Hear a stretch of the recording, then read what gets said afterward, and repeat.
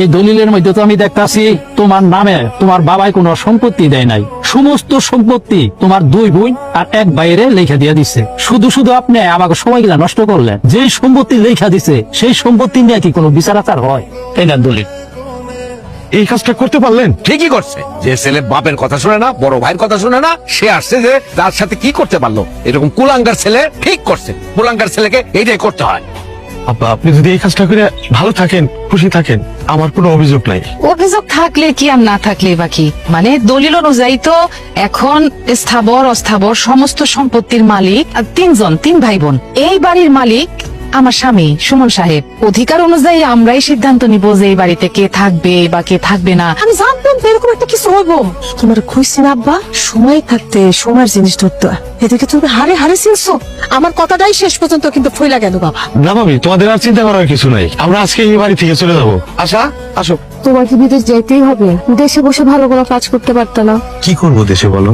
হাতে তো আর কোনো টাকা পয়সা নাই। সারা জীবন যা কষ্ট করে উপার্জন করছি সব তো মানুষের জন্য করছি। আমার তো আর নিজের জন্য কিছু রাখি নাই। হাতে কোনো টাকা পয়সাও নাই যে কোনো ব্যবসা বাণিজ্য করবো। আমাদের যে সন্তানটা দুনিয়াতে আসতেছে ওর জন্য হলেও আমাকে বিদেশ যেতে হবে।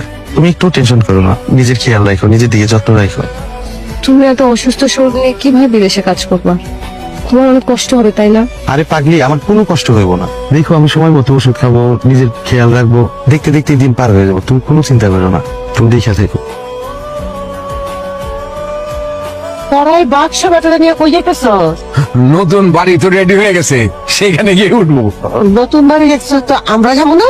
আরে মা কি কয় দাও দেখি, তোমার কি মাথা খারাপ নাকি? ওইখানে তুমি গিয়ে কি করবা?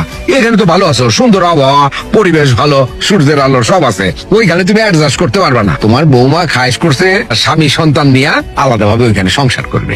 যতদিন পর্যন্ত এই বাড়ি ঘর সয় সম্পত্তি তোর বাপের নামে ছিল ততদিন বড় বৌমা কইছে যে আমরা সবাই মিলে গিয়ে শহরে নতুন বাড়িতে থাকুন। আর যখনই তোর নামে বাড়ি ঘর লেখা দেওয়া হইলো তখনই কি বড় বৌমার চাওয়াটা পাল্টাই গেছে না? বেয়াদবি নিয়েন না আম্মা। আপনার এসব তেরিবেরি কথার জন্য আমার আপনার সাথে থাকতে মন চায় না। আপনি একটা বিরক্তিকর মানুষ আম্মা। বৌমা, তোমার শাশুড়ির সাথে তুমি ভদ্রভাবে কথা বলো।